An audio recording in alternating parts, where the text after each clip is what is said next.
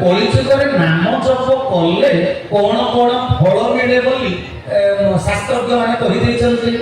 ଯୋଉମାନେ ଅଙ୍ଗେ ନିଭେଇଛନ୍ତି ଭାଗବତରେ କଣ ଲେଖା ହେଇଛି କହିଲେ ନାମ ଘୋଷିଲେ ସର୍ବ ସିଦ୍ଧି ଭରତି ସଂସାର ଜଳଧି। ନାମ ଘୋଷିଲେ ସର୍ବ ସିଦ୍ଧି ଖଣ୍ଡ ନିରୋଗ ଶୋକ ଆଦି। ସତ୍ୟ ସନାତନ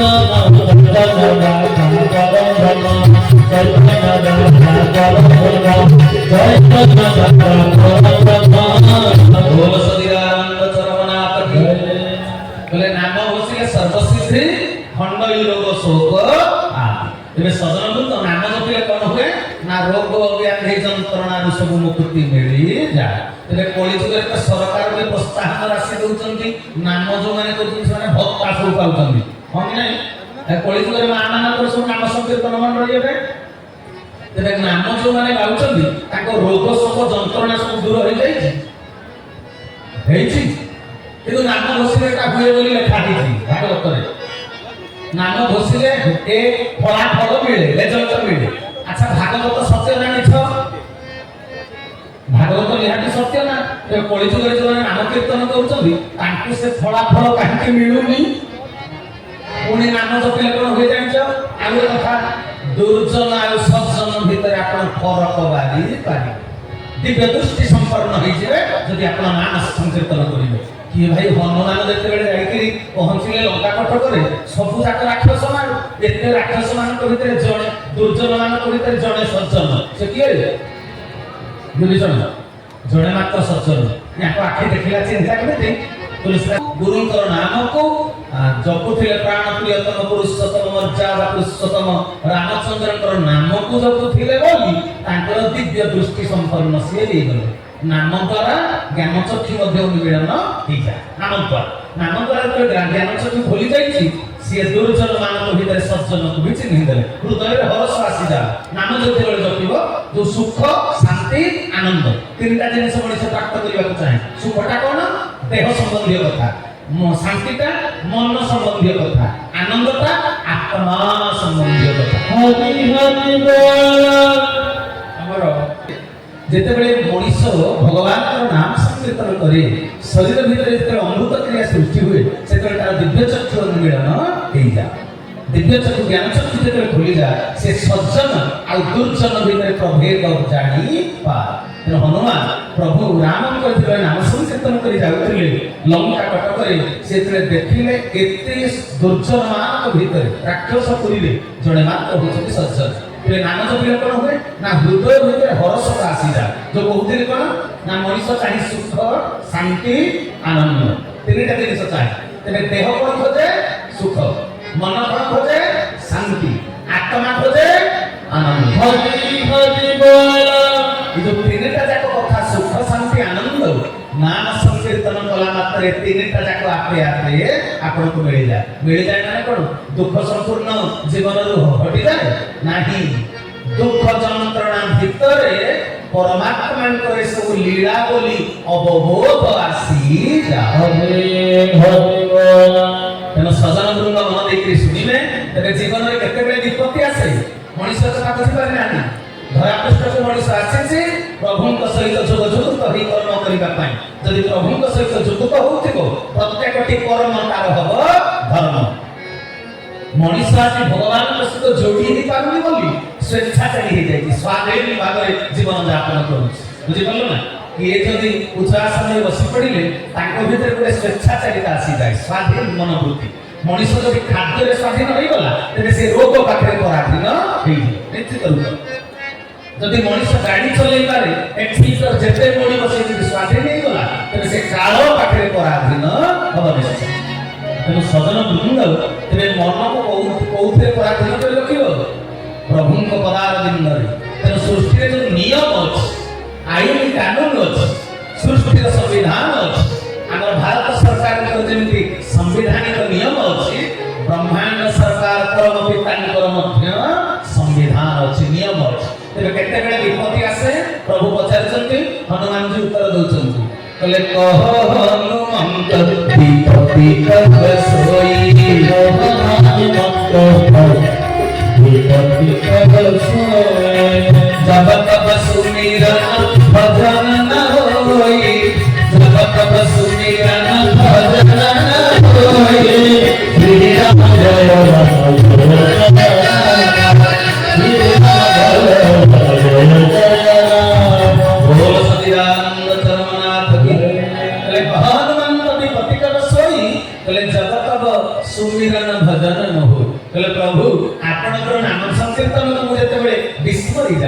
ମୁଁ ଆପଣଙ୍କର ନାମଗାନ ଭୁଲି ଯାଇ ଯେତେବେଳେ ମୁହୂର୍ତ୍ତ ନଷ୍ଟ କରିଦିଏ ସେତେବେଳେ ମୋ ଜୀବନରେ ବିପତ୍ତି ମାଡ଼ି ଆସେ।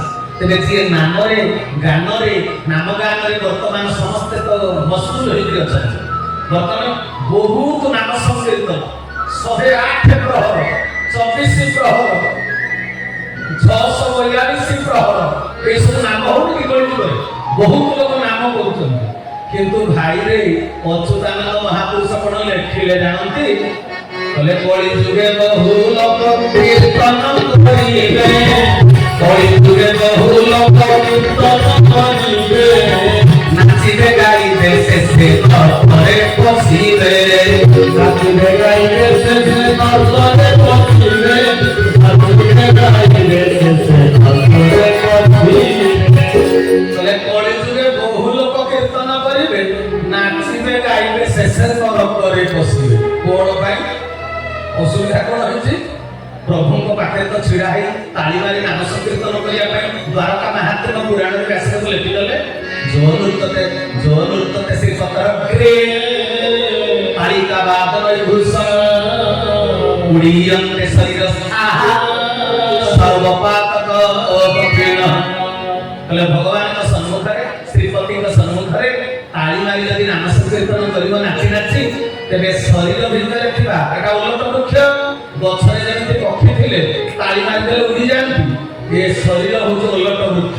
ଏଠି ଜନ୍ମ ଜନ୍ମାନ୍ତର ପାପ ପକ୍ଷୀ ମାନେ ବସା ବାନ୍ଧିକିରି ଅଛନ୍ତି। କୋଉ ଜନ୍ମର ପାପ ସଂସ୍କାର ଆମ ଭିତରେ ଅଛି। ଆମେ ଯଦି ଭଗବାନଙ୍କର ଅନୁଷ୍ଠାନରେ ଧର୍ମ ଅନୁଷ୍ଠାନରେ ନାଚି ନାଚି ନାମ ସଂକୀର୍ତ୍ତନ କରିଦେବା ତାଳି ମାରିଦେବା, ତେବେ ଆମ ଓଲଟ ବୃକ୍ଷରେ ଥିବା ପାପ ପକ୍ଷୀ ଗୁଡାକ ଉଡ଼ିଯିବ। ଆଚ୍ଛା, ଆମ ଭିତରୁ ପାପ ପକ୍ଷୀ ଉଡ଼ିଗଲେ ଆମେ ତ ବୈକୁଣ୍ଠ ପ୍ରାପ୍ତି ହେବା କଥା। କିନ୍ତୁ ଏଠି କହୁଛନ୍ତି କଳି ଯୁଗେ ବହୁ ଲୋକ କୀର୍ତ୍ତନ କରିବେ, ନାଚିବେ ଗାଇବେ ଶେଷେ ନରକରେ ପଶିବେ। ଏମିତି ଓଲଟାଟା କାହିଁକି ହବ? ଏମିତି ଓଲଟାଟା କାହିଁକି ହବ? ନା ଯେତେବେଳେ ନାମ ଜପିବ ନାମର ଗୋଟେ ସିଦ୍ଧି, ନାମ ଇଜ ଇକ୍ୱାଲ ଟୁ ପ୍ରେମ। ଭଗବାନଙ୍କ ନାମରେ ଯେତେବେଳେ ଜପିଯିବ ତମ ପ୍ରେମ ସିଦ୍ଧି ଆସିଯିବ। ପ୍ରେମ ସିଦ୍ଧି ଆସିଗଲେ କଣ ହବ? ପ୍ରେମ କାହାକୁ କୁହାଯାଏ? ନା ସକଳ ଘଟେ ନାରାୟଣ ବସନ୍ତି ଅନାମିକାରଣ। ସବୁରି ଭିତରେ ନାରାୟଣ ଦର୍ଶନ ହେଲେ। ଦୈତାରୀ ଭାଇ ଭିତରେ ଗୁରୁସ୍ୱାମୀ, ବିପିନ ଭାଇ ଭିତରେ ଦୈତାରୀ ଭାଇ ଦେଖ ଗୁରୁସ୍ୱାମୀ।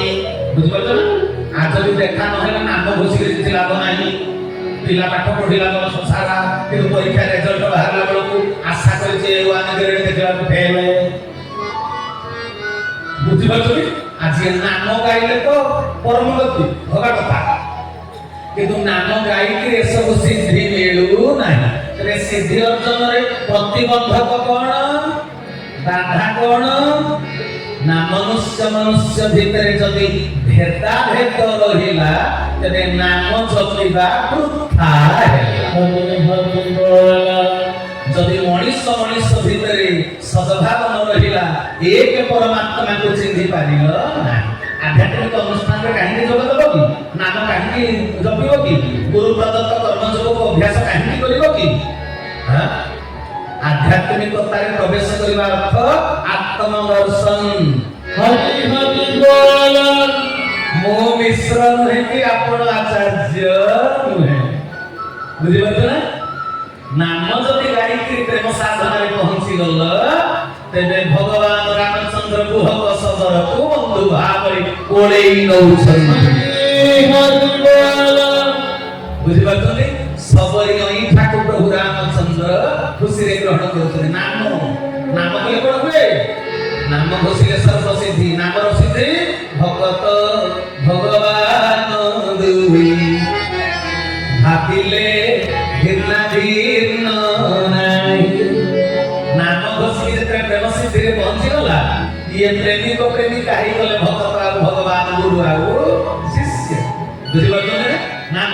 ସୁଦାମା ବ୍ରାହ୍ମଣ ଭଗବାନ ଦ୍ୱାରକା ନଗରୀର ରାଜସିଂହାସନରେ ସୁଦାମା ବ୍ରାହ୍ମଣକୁ ବସେଇ ଦେଲେ କିଏ? ଭଗବାନ କୃଷ୍ଣ। ଭଗବାନଙ୍କର ପାଦକୁ ଭଗତ ଧୌତ କରେ, ଭଗତର ପାଦକୁ ଭଗବାନ ଧୌତ କରେ। ତାର ସହିତ କବି ଯୋଉଟା ଲେଖିଥିଲେ ଟିକେ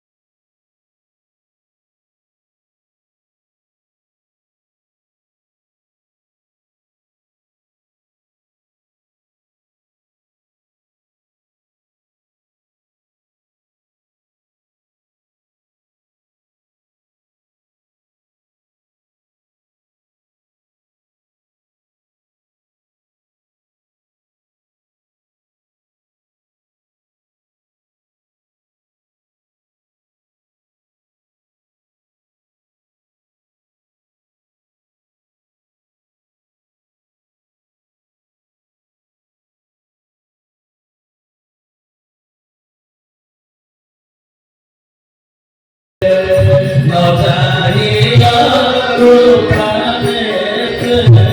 ଭୋର ସଚିଦାନନ୍ଦ ଭଗବାନ କେତେ ପ୍ରକାର ଭଗବାନଙ୍କୁ ବ୍ୟାସ ଗାଳି ଦେଇଛନ୍ତି ନାଇଁ ପ୍ରଭୁ ତା ଡାକ ଶୁଣିଛ ମୋ ଡାକ କାହିଁକି ଶୁଣିନ ତେବେ ଡାକ କାହିଁକି ଶୁଣି ନାହାନ୍ତି ନା ତା ନାମରେ ଯୋଉ ସିଦ୍ଧି ଥିଲା ତମ ନାମରେ ସେଇ ସିଦ୍ଧି ନାହିଁ ବୁଝିପାରୁଛ ଏ କଥା ତେଣୁ ସଜନ ବୃନ୍ଦ ପ୍ରଥମେ ମୁଁ କିଏ ବୋଲି ଚିହ୍ନ ମୁଁ ମିଶ୍ର ନୁହେଁ କି ମୁଁ ପ୍ରଧାନ ନୁହେଁ ସାହୁ ନୁହେଁ ମୁଁ ଗୋଟିଏ ଆତ୍ମା ଏ ବିଚାର ବୋଧ ଯଦି ନ ଆସିଲା ଜୀବନ ସାରା ନାମ ଗାଉଥା 108 ପ୍ରହରୀ କରୁଥା ସେ ନାମର କିଛି ଫଳ ନାହିଁ ବୁଝିପାରୁଛ କି ନାହିଁ ଅଚ୍ୟୁତାନନ୍ଦ ମହାପୁରୁଷ ଲେଖିଦେଲେ କହିଲେ ଯେଉଁଠାରେ ହେଉଥାଏ ନାମ ସଂକୀର୍ତ୍ତନ ଯେଉଁଠାରେ ହେଉଥାଏ ନାମ ସଂକୀର୍ତ୍ତନ ସେହି ସ୍ଥାନଟି ଅଟଇ ବୈକୁଣ୍ଠ ସମାନ ସେଠାରେ ଥାଇ ନ ଯେହୁ ଭେଦା ଭେଦ କରେ ସେଠାରେ ଥାଇ ନ ଯେହୁ ଭେଦା ଭେଦ କରେ ତାହାର ସମାନ ପାପି ନାହିଁ ତିନି ପୁରେ ଯୁଗେ ଯୁଗେ ନରକୁ ସେ ନ ହୁଏ ଉଦ୍ଧାର ଯୁଗେ ଯୁଗେ ନରକୁ ସେ ନ ହୁଏ ଉଦ୍ଧାର ପାଖରେ କୋପ କରନ୍ତି ପ୍ରଭୁ ଚକ୍ରଧର ପାଖରେ କୋପ କରନ୍ତି ପ୍ରଭୁ ଚକ୍ରଧର ପାଖରେ କୋପ କରନ୍ତି ପ୍ରଭୁ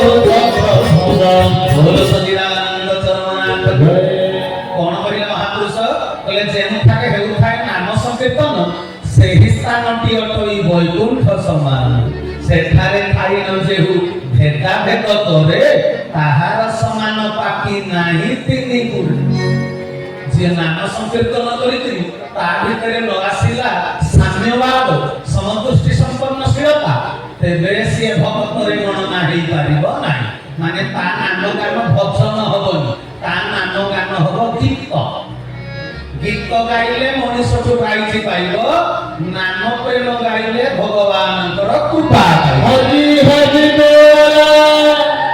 କଳି ଯୁଗରେ ବହୁତ ଲୋକ ପ୍ରାଇଜ ପାଉଛନ୍ତି ନାମ ଗାଇକିରି କିନ୍ତୁ ଭଗବାନଙ୍କର କୃପା ମିଳୁନାହିଁ ଭଗବାନ କେମିତି ଖୁସି କରିବ ନା ଯେତେବେଳେ ଆପଣମାନଙ୍କ ଭିତରେ କୌଣସି ପ୍ରକାର ପ୍ରତିବନ୍ଧକ ରହିବନି ଉଚ୍ଚ ନିଚ ଭେଦଭାବ ଏ ଭେଦଭାବ ନ ରହିଲେ ଯାଇ ଜଣେ ନାମ ପ୍ରେମୀ ହେଇପାରିବ ନହେଲେ ନାମ ସଂକୀର୍ତ୍ତନ ତୁମର କାମ ଦବ ନାହିଁ ସବୁ କଥା ଗାଇବାକୁ ତ ମୋତେ ସମୟ ନାହିଁ ଭାଗବତ ତୃତୀୟ ସ୍କନ୍ଧ 29 ଅଧ୍ୟାୟ 31 ଶ୍ଲୋକରୁ ଆରମ୍ଭ କରି 33 32 33 ତିନିଟା କାଟ ଶ୍ଲୋକକୁ ପଢିଦେବ କାଠାରୁ କିଏ ବଡ଼ ବୋଲି ଲେଖା ହେଇଛି କହିଲେ ମଣିଷ ମାନଙ୍କ ମଧ୍ୟରେ 4 ବର୍ଣ୍ଣ କର୍ମ ଅନୁସାରେ ନିର୍ଦ୍ଧାରଣ ହେଇଛି ମା ପେଟରୁ କେହି ଜାତି ବର୍ଣ୍ଣ ଧରିକି ଆସିନାହାନ୍ତି ଯୋଉ 4 ବର୍ଣ୍ଣ ନିର୍ଦ୍ଧାରଣ ହେଇଛି ମଣିଷ ମାନଙ୍କ ଭିତରେ ବ୍ରାହ୍ମଣ ଶ୍ରେଷ୍ଠ ବ୍ରାହ୍ମଣ କିଏ ତାକୁ ବୁଝିବାକୁ ପଡିବ କହିଲେ ବ୍ରାହ୍ମଣ ମାନଙ୍କ ମଧ୍ୟରେ ବେଦଜ୍ଞ ଶ୍ରେଷ୍ଠ ବେଦଜ୍ଞ ମାନଙ୍କ ମଧ୍ୟରେ ବେଦକୁ ଅର୍ଥ କରିପାରୁଥିବା ବ୍ୟକ୍ତି ଶ୍ରେଷ୍ଠ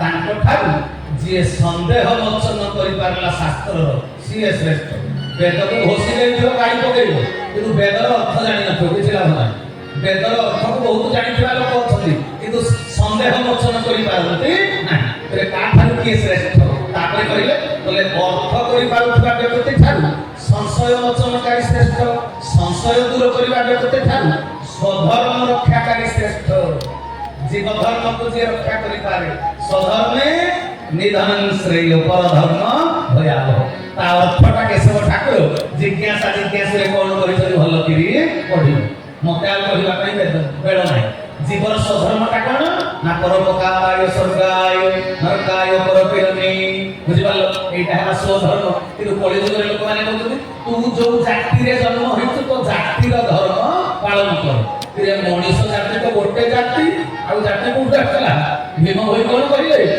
କହିଲେ 3 ବ୍ରହ୍ମାଣ୍ଡରେ ଲୋଡି ଆସ ତୁମେ ଏକ ଜଣ ଏକ ଜାତି ଭୀମ ଭାଇ ଏପରି କାହିଁକି କହିଲେ ଯଦି କହିଲେ କଣ ପାଇଁ କହିଲେ କହିଲେ ମା ପେଟରୁ 3ଟା ପୁଅ ଜନ୍ମ ହେଲେ ଯେ ସକାଳ ପାଇଲା ମାତ୍ରେ ବଡ଼ ପୁଅକୁ ମା ପଚାରୁଛି କଣ ଖାଇବୁ କହିଲା ଚୁଡ଼ା ଚକଟା ମଝିଆକୁ ପଚାରିଲା ତୁ କଣ ଖାଇବୁ କହିଲା ପଖାଳ ଭାତ ବାଇଗଣ ଭର୍ତ୍ତା ସାନକୁ ପଚାରିଲା ତୁ କଣ ଖାଇବୁ କହିଲା ମ୍ୟାଗି ନହେଲେ ଚାଉଳ ନାହିଁ ବୁଝିପାରୁଛନ୍ତି ଗୋଟେ ମା ପେଟରୁ ଜନ୍ମ ହେଇକରି 3 ପ୍ରକାର ରୁଚି ତେବେ ଇଏ ଗୋଟେ ମା ପେଟର ଛୁଆ ହେଇକି ତିନି ପ୍ରକାର ରୁଚି କୋଉଠି ଆସିଲା? କର୍ମ ଅନୁସାରେ ବଡ଼ ପୁଅ ଡାକ୍ତର, ମଝିଆ ପୁଅ ଇଞ୍ଜିନିୟର, ସାନ ପୁଅ ପାଠ ହେଲାନି ସେ ଅଟୋ ରିକ୍ସା ଚଲାଉଛି। ଗୋଟେ ମା ପେଟରୁ ଜନ୍ମ ହେଇକି ତିନି ପ୍ରକାର କେମିତି ହେଲେ? ତେଣୁ ଭୀମ ବୈଷ୍ଣବୀ ଚିନ୍ତାମଣି ଗ୍ରନ୍ଥରେ କହିଲେ ତିନି ବ୍ରହ୍ମାଣ୍ଡରେ ଲୋଡ଼ି ଆସ ତୁମେ ଏକ ଜଣ ଏକ ଜାତି। କହିଲେ ମଣିଷ ଗୋଟାକୁ ଜାତି ଗୋଟେ। ଭାବୁଛ ଏକା ଜାତିରେ ବାହାଘର ହେଇଛ ସ୍ୱାମୀ ସ୍ତ୍ରୀ, ଗୋଟେ ଖଟରେ ଶୋଇଛ ବମ୍ବେ ପାଟଣ ଖଟ, ମନ ତ ମିଶୁନି ଯେ ୟା ମୁହଁ ଇଆଡେ ତା ମୁହଁ ସିଆଡେ। କଣ କହୁଛ? ମନ ଯଦି ଏକ ହେଲାନି ଅଲଗା ଜାତି ନା ଏକ ଜାତି? କହୁନା। ତେବେ ସଜନ ବୃନ୍ଦ ମନ ଧ୍ୟାନ ଦେଇ କଥାକୁ ଶ୍ରବଣ କରିଲେ। କହିଲେ କଣ ହେଲା? କହିଲେ ଯିଏ ସଂଶୟ ମୋଚନ କରିପାରେ ସିଏ ହେଲା ସବୁଠୁ ଶ୍ରେଷ୍ଠ। ଆଉ ସନ୍ଦେହ ମୋଚନକାରୀ ଠାରୁ ଯିଏ ଭଗବାନଙ୍କ ପାଦ ତଳେ ସମସ୍ତ କର୍ମ ଫଳ ସମର୍ପଣ କରିଦିଏ, ଜଳଭକ୍ତ ଭଳିଆ ଚକ୍ରବର୍ତ୍ତୀ ରାଜା ଶତଦ୍ୱୀପ ମହିଳ, କିନ୍ତୁ କର୍ମ ଫଳକୁ ଭଗବାନଙ୍କ ପାଦ ତଳେ ସମର୍ପଣ କରି ବାବାଜୀ ହେଇକି ଜଙ୍ଗଲକୁ ପଳେଇଲେ। ତେଣୁ କର୍ମ ଫଳକୁ ଯିଏ ଭଗବାନଙ୍କ ପାଦ ତଳେ ସମର୍ପଣ କରିପାରେ ସିଏ ହେଉଛି ଶ୍ରେଷ୍ଠ ମଣିଷ। ତାଠୁ ଆହୁରି କିଏ? କହିଲେ କର୍ମ ଫଳକୁ ଯିଏ ସମର୍ପଣ କରେ ତାଠୁ ଆହୁରି ଶ୍ରେଷ୍ଠ ମଣିଷ ଯିଏ ନିଜ ଦେହ ମନ ଅନ୍ତରକୁ ସର୍ବତ ଭାବରେ ଭଗବାନଙ୍କ ପାଦ ତଳେ ସମର୍ପଣ କରିଦିଏ। ତାଠୁ ଶ୍ରେଷ୍ଠ କିଏ? ନା ଯିଏ ଭେଦା ଭେଦ ଦୂର କରିକିରି ଭଗବାନଙ୍କର ଉପାସନା କରି ସକଳ ଘଟରେ ନାରାୟଣଙ୍କୁ ଦର୍ଶନ କରେ ସିଏ ତାଠାରୁ ଶ୍ରେଷ୍ଠ। ତେବେ କଥାଟା ବୁଝିଲା ତ? ତେଣୁ ଭାଇ ଭଉଣୀ ମାନେ କେତେ କଥା ଶାସ୍ତ୍ର ପୁରାଣରେ ଲେଖା ହେଇଛି ମୁଁ କହିବାକୁ ମନ କରିଛି ଯେ ଆଜି ମତେ ଗୁଡ଼ାଏ ଦାୟିତ୍ୱ ଦେଇଛନ୍ତି। ଖାଲି ମନ ଦେଇକି ଶୁଣନ୍ତୁ ଯେ ମନୁ ରାଜାଙ୍କ ଠାରୁ ସମସ୍ତ ମାନବ କୁଳ ସୃଷ୍ଟି ହେଲେ, ହଁ କି ନାହିଁ? ମନୁ ରାଜାଙ୍କ ଠାରୁ ସମସ୍ତ ମାନବ କୁଳ ସୃଷ୍ଟି ହେଲେ। ମନୁଙ୍କର 10 ଜଣ ପୁଅ, 10 ଜଣ ପୁଅ ଭିତରୁ ଜଣେ ପୁଅ ହେଲେ ଧୃଷ୍ଟ। এটা নবম স্কন্ধ ভাগবত বংশানুচরিত পড়িদেব ভাল করে দ্বিতীয় অধ্যায়। যেତେବେଳେ ମନୁ ରାଜାଙ୍କର ପୁଅ ଧୃଷ୍ଟ, ଧୃଷ୍ଟଙ୍କ ପୁଅ ଧାର୍ଷ୍ଟ, ଅନ୍ୟମାନେ ଯେତେବେଳେ ବ୍ରାହ୍ମଣ ହେଇକି ମନ୍ତ୍ର ଧ୍ୱନି କଲେ, ଯଜ୍ଞରେ ଆହୁତି ଦେଲେ, କହିଲେ କି ସମସ୍ତେ ବ୍ରହ୍ମ କର୍ମ କଲେ କେମିତି ହବ? ଏ ଜଗତକୁ ପ୍ରୋଟେକ୍ସନ କିଏ ଦବ? ସୁରକ୍ଷା ଦାୟିତ୍ୱଟା କାହାକୁ ଦିଆଯିବ? ତେଣୁ ମନୁ ରାଜାଙ୍କ ପୁଅ ଧୃଷ୍ଟ, ଧୃଷ୍ଟଙ୍କ ପୁଅ ଧାର୍ଷ୍ଟ, ଧାର୍ଷ୍ଟଙ୍କ ପୁଅ ନାତି ମାନେ କଣ କଲେ? କହିଲେ ଆମେ ଚାଲ କ୍ଷତ୍ରିୟ ହବା, ମାନେ ସମସ୍ତଙ୍କୁ ପ୍ରୋଟେକ୍ସନ। ଏଇ ମହାପୁରୁଷ ଛିଡ଼ା ହେଇଛନ୍ତି ପ୍ରୋଟେକ୍ସନ ଦାୟିତ୍ୱରେ। ତେଣୁ ସଜନ ବୃନ୍ଦ ତେବେ ମତେ କହିଲେ ଦେଖି ମିଲିଟାରୀ ଫୋର୍ସ ଦେଶକୁ ଜଗିବା ପାଇଁ କୋଉ ଜାତିର ଲୋକମାନେ ଫିଟ୍ ନିର୍ଦ୍ଦିଷ୍ଟ ଅଛି, ସେପାରେଟ ଅଛି? ଯିଏ ଇଣ୍ଟରଭ୍ୟୁ ଦେଲା ପାସ୍ କଲା ତା ଶରୀର ସମର୍ଥ, আর সিজে ইন্টারভিউরে পাস কলা সে তো ক্ষত্রিয়। আই জগতরে সামাজিক প্রথা ক্ষত্রিয় জাতিরে কে জন্ম হইছে ক্ষত্রিয়, কাই সমস্তে যাইকি দেশ মাতৃকার সেবা করু না, পাকিস্তানি সৈন্যମାନଙ୍କ সাথে যুদ্ধ করু না, সমস্তে করি পাইবে কি? আজি ক্ষত্রিয় না, তবে ক্ষত্রিয় কি? ক্ষত্রিয় কি গুণ স্বভাবরে না বর্ণরে জাতিরে? গুণ স্বভাব। কথাটা বুঝিলা? তেবে ধাষ্টଙ୍କ পুଅ ମାନେ କହିଲେ କଣ? ଆମେ ହେଇଯିବା କ୍ଷତ୍ରିୟ। ପୁଣି ତାଙ୍କର ଜଣେ ପୁଅ ନଭଗ, ନଭଗଙ୍କ ପୁଅ ନାଭାଗ, ମନୁରାଜାଙ୍କ ନାଭାଗଙ୍କର ପୁଅ ମାନେ କହିଲେ କିଛି ବ୍ରାହ୍ମଣ ହେଇଗଲେ, କିଛି କ୍ଷତ୍ରିୟ ହେଇଗଲେ, କିରେ ଗାଈ ଗୋ ପାଳନ କରିବ କିଏ? ଚାଷବାସ କିଏ କରିବ? ଜଗତବାସୀ କେମିତି ଧାନ ମୁଗ ବିରି ହରଡ଼ ନ ପାଇଲେ ବଞ୍ଚିବେ କେମିତି? ତେଣୁ ନାଭାଗଙ୍କର ପୁଅ ନାତି ମାନେ କହିଲେ ଆମେ ଚାଲ ବୈଶ୍ୟ ହେଇଯିବା। ହେଠୁ ସେମାନେ ବୈଶ୍ୟ ହେଇଗଲେ। ତେବେ ଏକେ ମନୁ ରାଜାଙ୍କ ପୁଅ ବୋଲି ଆମେ ସମସ୍ତେ ମନୁଷ୍ୟ ମାନବ, ମନୁଙ୍କ ସନ୍ତାନ ବୋଲି ମାନବ। ତେବେ ସେଇ ମନୁଙ୍କର ସନ୍ତାନ କିଛି ପୁଅ ବ୍ରାହ୍ମଣ ହେଇଗଲେ, କିଛି ପୁଅ କ୍ଷତ୍ରିୟ ହେଇଗଲେ, କିଛି ପୁଅ ବୈଶ୍ୟ ହେଇଗଲେ, ଆଉ କିଛି ହେଇଗଲେ କଣ ନା ଶୂଦ୍ର। ହଁ କି ନା? ଶୂଦ୍ର ମାନେ କଣ? ଯିଏ ସେବା କରି ଜାଣେ ସିଏ ଶୂଦ୍ର। ଆଉ ଆଜିକାଲି ତ କହୁଛନ୍ତି ଛୁଇଁଦେଲେ ଡାକି ପଳେଇବ ଶୂଦ୍ର। এইটা নহে। ଯିଏ ଯହ ଶୁଦ୍ର, ଶୁଦ୍ଧ ଆଉ ଭଦ୍ର, ମାନେ ସେବା କରିବାକୁ ଯିଏ ଯୋଗ୍ୟ, ସମସ୍ତେ ବି ଶୂଦ୍ର ଯୋଗ୍ୟତା ହାସଲ କରିପାରିବେ। ଇରେ ବାବା, ବ୍ରାହ୍ମଣଟା ଗୋଟେ ଯୋଗ୍ୟତା, ବ୍ରହ୍ମଦର୍ଶୀ ବ୍ରାହ୍ମଣ। ଯାଇ ଦେଶ ମାତୃକାକୁ ଜଗି ପାରିଲେ ଯାଇ ତୁମେ ହବ କ୍ଷତ୍ରିୟ। ଏଟା ଗୋଟେ ଯୋଗ୍ୟତା। କ୍ଷତ୍ରିୟ ହବାଟା ଗୋଟେ ଯୋଗ୍ୟତା। ବୈଶ୍ୟ ମଧ୍ୟ ହବାଟା ଗୋଟେ ଯୋଗ୍ୟତା। ତେଣୁ ଶୂଦ୍ର ବି ହବାଟା ଗୋଟେ ଯୋଗ୍ୟତା। ସମସ୍ତେ ଶୂଦ୍ର ହେଇପାରିବେ ନାହିଁ। ଯାହା ଭିତରେ ସେବା ପରାୟଣ ମନୋବୃତ୍ତି ନାହିଁ ସିଏ ଶୂଦ୍ର ହେଇପାରିବ ନାହିଁ, ଡିସକ୍ୱାଲିଫାଏଡ ଶୂଦ୍ର ହବା ପାଇଁ। ତେଣୁ ଛୋଟିଆ କଥା ନୁହେଁ। ତେଣୁ ମନ ଦେଇକି ଶୁଣିବେ ଭାଗବତରେ, ଓଡ଼ିଆ ଭାଗବତରେ ଏ କଥା ଗୋଟେ ସୁନ୍ଦର ଭାବରେ ଲେଖା ହେଇଛି। କହିଲେ ବ୍ରାହ୍ମଣ ମଧ୍ୟରେ ବେଦଜ୍ଞ ତହୁଁ ଅଧିକ ଯେ ଅର୍ଥଜ୍ଞ ତହୁଁ ସଂଶୟ ଛେଟା ବର ତହୁଁ ସୋ ଧର୍ମନିଷ୍ଠ ନର ତହୁଁ ଅଧିକ ଅଟେ ସେହି ବିଷୟ ସଙ୍ଗ ଯାର ନାହିଁ। ଏ କାଠାରୁ ବଡ଼ କହିଲେ ମୋହର ପ୍ରିୟ କର୍ମ ପରେ ଆତ୍ମାରେ ଭାବ ନିରନ୍ତରେ ସକଳ କର୍ମ ସମର୍ପଇ ମନ ସହିତେ ମୋର ତହିଁ ଏ ସର୍ବଭୂତେ ବିଜେ ରହି ବହୁ ନାରେ ନମଇ। ସମସ୍ତଙ୍କୁ ଯିଏ ନମସ୍କାର କରେ, ସକଳ ଘଟରେ ନାରାୟଣଙ୍କୁ ଦର୍ଶନ କରି ଯିଏ ନମସ୍କାର କରିପାରେ ସେ ଭଗତ ହଉଛି ମୋର ସବୁଠାରୁ ପ୍ରିୟ। ଏମନ୍ତ ଭାବେ ଯେ ଭଜଇ ତାହୁତେ ବିଜେ ଭାବ ଗ୍ରାହୀ। ଭଗବାନଙ୍କୁ ପାଇବାଟା ସହଜ କଥା। ତା ଭିତରେ ସାମାନ୍ୟ ଭେଦାଭେଦ ଥିବ ସିଏ ଭଗବାନ କେବେ ପାଇପାରିବ ନା। ଆଉ ଆମ ସମ୍ବିଧାନରେ ବି ସେ କଥା ତ କରି ଦିଆଯାଇଛି। ସମ୍ବିଧାନରେ ଆର୍ଟିକଲ 14 ପଢିବ ସମାନତାର ଅଧିକାର। ସମ୍ବିଧାନର ଆର୍ଟିକଲ 14 ରେ ସମାନତାର ଅଧିକାର, ଆର୍ଟିକଲ 15 ରେ ଭେଦାଭେଦ ନିଷେଧ, ଆର୍ଟିକଲ 17 ରେ ଅସ୍ପୃଶ୍ୟତାର ଉଚ୍ଛେଦ, ଆର୍ଟିକଲ 46 ରେ ଦୁର୍ବଳ ବର୍ଗଙ୍କ ସୁରକ୍ଷା। ତେବେ ଭାରତୀୟ ନାଗରିକ ହେଇ ଭାରତୀୟ ସମ୍ବିଧାନକୁ ଯଦି ବୁଝି ନ ପାରିବ ତେବେ ଜୀବନ ବ୍ୟର୍ଥ ଆଉ ନିରର୍ଥକ ହଁ କି ନାହିଁ? ଜନ୍ମ ଜୀବନ ବୃଥା। ତେବେ ସଜନ ବୃନ୍ଦ ମନ ଦେଇକି ଶୁଣିବେ। ତେଣୁ ପ୍ରକୃତରେ ଭଗତ କିଏ? ସମାଜରେ ଯୋଉଟା ଜାତି ପ୍ରଥା ଅଛି ସେ ହେଉଛି କୁସଂସ୍କାର, ସେ ହେଉଛି ଅନ୍ଧବିଶ୍ୱାସ। ପାଷାଣ୍ଡ ଦଳନ ଗ୍ରନ୍ଥରେ ଜଗନ୍ନାଥ ଦାସ ଲେଖିଲେ କହିଲେ ଚାଣ୍ଡାଳ ହୋଇ ସେ ଯେବେ ବିଷ୍ଣୁ ପରାୟଣ। ଚାଣ୍ଡାଳ କିଏ? ଯେ ଶ୍ମଶାନ ଜଗୁଛି, ଯେ ଶ୍ମଶାନ ଜଗୁଛି ସିଏ ଯଦି ବିଷ୍ଣୁ ପରାୟଣ ହେଇଥିବ।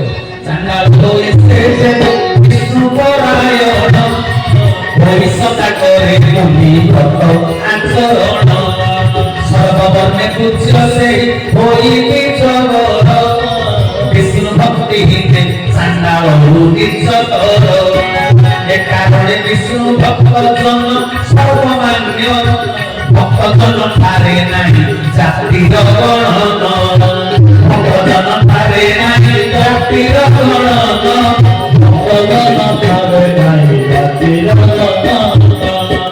ଭଗବାନଙ୍କର ଯିଏ ଭକ୍ତ ହେଲା ତା ପାଖରେ ଜାତିର ଗଣନ ରହେ ନାହିଁ।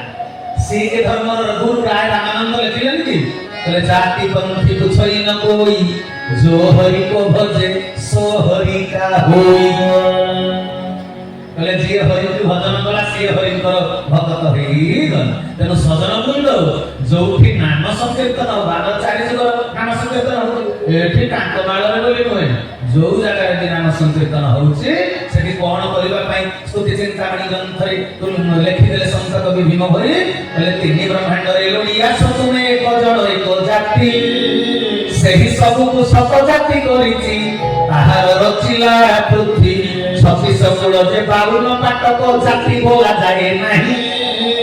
ए 36 पाटक 52 एकराक जाति कहा जाए एउरा कोन कहा जाए आ दायित्व ना हाडी बाजा बजेइयो बाजा बजेइले बाहागर हबो तेरे लोक कोन कहते बाहागर पहुंचला रे कोल्ड ड्रिंक्स रेडी कर बोले बाहागर पहुंचला केबे जानलो बोले मंगल वाद्य सुजलानी गामंडरू जे मंगल वाद्य बजेइला से लोक हम ओळिया हां भलो विचार ना जे मंगल वाद्य बजेइला से हम ओळिया भोपा लुगा काचिले समस्त शौच पवित्र होचन तमे निजुको निजे शौच होई पारना जे तुमको शौच कला सिए छोट तमे शौच होई पारना निजुको निजे तमे बड़ ये केडे भलो कथा एटा शिक्षित कथा ना अशिक्षित कथा जे इंटेलेक्चुअल पर्सन ता भीतर एई भेदा भेदटा आसीबो कोन कहउछन बा हां तेनु कहले 36 कुल जे 52 पाटक जाति बोला जाए नाही प्राणी अंतर पाटक सिनाएहु आहु किछि न थाई एरा मनीष करिसेंती भाग भाग नले भगवान करि नाहंती तेनु 36 कुल जे 52 पाटक जे 36 पुरुष উচ্চ নিচ বলি বারণ ন করি নামরে শরণ পশ হরি হরি গোয়ালা বলে সমস্ত ভেদাভেদ ভুলি করে নামরে শরণ পশ বুঝিপারছ কি তেনে নামরে শরণ পশিলে যাই জীবন হব কারণ নহলে অকারণ তেণু সজন বৃন্দ অচ্যুতানন্দ গোস্বামী কৈবর্ত গীতারে কহিলে বলে সমস্তে যে এক জাতি মন মধ্যে হেচ সংসার চলিবা পাই করিছি বাণিজ্য সংসারটা কেମିତି চଳିବ ବୋଲି ମୁଁ ଏଟା ଗୋଟେ ବେପାର କରିଛି ମୁଁ କିଏ କୋଉ କାମ କରିବ ଆଜି ଯଦି ବାରିକ ନଥିବ ଦାଢି ବିଷ କାଟିବ କିଏ ବୁଝିପାରୁଛ ନା କୁମ୍ଭାର ନଥିଲେ ମାଟି କାମ କିଏ କରିବ ଯଦି କମାର ନଥିବ ଲୁହା କାମ କରିବ କିଏ ବଢେଇ ନଥିଲେ କାଠ କାମ କିଏ କରିବ ତେଣୁ ସମସ୍ତଙ୍କୁ ଦାୟିତ୍ୱ ଦିଆଯାଇଛି ଆଜି ଏ ଯୋଉଥିରେ ପାରଙ୍ଗମ ସିଏ ସେଇଟା ହେଲା ଆଉ କଣ ବୁଝିପାରୁଛ ନା ଡାକ୍ତର ଚିକିତ୍ସା କରିବ ଇଞ୍ଜିନିୟର ସିଭିଲ ୱାର୍କ କରିବେ ବୈଜ୍ଞାନିକ ବିଜ୍ଞାନର ରିସର୍ଚ୍ଚ କରିବ ତେବେ ଯାଇ ସରକାରଙ୍କର ସବୁ ବ୍ୟବସ୍ଥା କାମଟା ହବ ନା ହରି ହରି ଗୋଆଲା ତେବେ କିଏ କୁହ ବଡ କିଏ ଛୋଟ ଡାକ୍ତରକୁ ଛୋଟ କହିପାରିବନି ସିଏ ନଥିଲେ ଚିକିତ୍ସା ହେବନି ଶିକ୍ଷକ ଛୋଟ କି ଡାକ୍ତରଠୁ କି ଶିକ୍ଷକ ପାଠ ନ ପଢେଇଲେ କିଏ ଡାକ୍ତର ହବ କଣ ବୁଝିପାରୁଛ କି ତେଣୁ ସମସ୍ତଙ୍କର ଆବଶ୍ୟକତା ଅଛି ଏଠି କେହି ବଡ ନୁହନ୍ତି କେହି ସାନ ନୁହନ୍ତି ମୋ ଠାକୁର ଶ୍ରୀ ଶ୍ରୀ ଶ୍ରୀ କେଶବ ଚନ୍ଦ୍ର ତାଙ୍କ ଚରଣରେ ଏଇ ଜ୍ଞାନ ତତ୍ତ୍ୱଟି ଦେଇଦେଲେ କହିଲେ ପିମ୍ପୁଡ଼ି ତା କର୍ମ କ୍ଷେତ୍ରରେ ବଡ ସିଂହ ତା କର୍ମ କ୍ଷେତ୍ରରେ ବଡ ହରି ହରି ଗୋଆଲା ବୁଝିପାରୁଛ କି ପଳାଶ ଫୁଲରେ କେତେ କେଡେ ବଡ ଗଛ କେଡେ ରଙ୍ଗିନୀ ଫୁଲ ସେଟା ପୂଜାରେ ଲାଗୁନି ସେ ତା ପଇସା ତ ଦେଇଛନ୍ତି ତୁ ପୂଜାରେ ଲାଗିପାରିବୁ ନାହିଁ କିନ୍ତୁ ଦୁବ ଘାସ ଏଡ଼ିକିଟିଏ ହେଇକିରି ପୂଜାରେ ଲାଗୁଛି ପିମ୍ପୁଡ଼ିକି ଛୋଟ କରିବ ହାତୀକି ବଡ କରିବ ଆତ୍ମଜ୍ଞାନ ହଁ ପିମ୍ପୁଡ଼ି ଛୋଟିଆ ପିମ୍ପୁଡ଼ି ଯଦି ହାତୀ ଶୁଣ୍ଢରେ ପଶିଲା ଗଲା ସିଏ ଆରାମତି ଯାଉ ପୁରା ତ ପାଗଳା ହବ ତେଣୁ ସଜନ ବୃନ୍ଦ ଏ ସୃଷ୍ଟିରେ କେହି ବଡ ନୁହନ୍ତି କେହି ଛୋଟ ନୁହନ୍ତି ମାଇଲେ ନ ପିଲିସି ମଶା ଏଡ଼ିକିଟି ଯଦି କାମୁଡ଼ି ଦେଲା PFR କୁ ଡାକ୍ତର ଠିକଣା କରି ନ ପାରିଲା ବ୍ରେନ ମ୍ୟାଲେରିଆ ଡୋଜ୍ ତେଣୁ ଯଦି ଗୋଟେ ମଶା ମଣିଷକୁ ହତ୍ୟା କରି ଦେଇ ପାରୁଛି ମଶା ଛୋଟିଆ କେହି ଏଠି ଛୋଟ ନୁହନ୍ତି ଏ ସୃଷ୍ଟିରେ କାହାକୁ ଛୋଟ ଭାବିବ ନାହିଁ ନିଜ ନିଜ କର୍ମ କ୍ଷେତ୍ରରେ ସମସ୍ତେ ହେଉଛନ୍ତି ବଡ ବୁଝିପାରୁଛନ୍ତି ନା ତେବେ ଜାତି ଭେଦଟା ହେଉଛି ମଣିଷ ମନର ସଂକୀର୍ଣ୍ଣତା ତେବେ ମୋର ଗୋଟେ ଆଲୋଚନାର ବିଷୟବସ୍ତୁ ନଥିଲା ମ ଏ କଥାଟା କଣ ପାଇଁ ପଶି ଆସିଲା କି ଏଇ ସକଳ ଘଟରେ ନାରାୟଣ ଦର୍ଶନ ହେଇ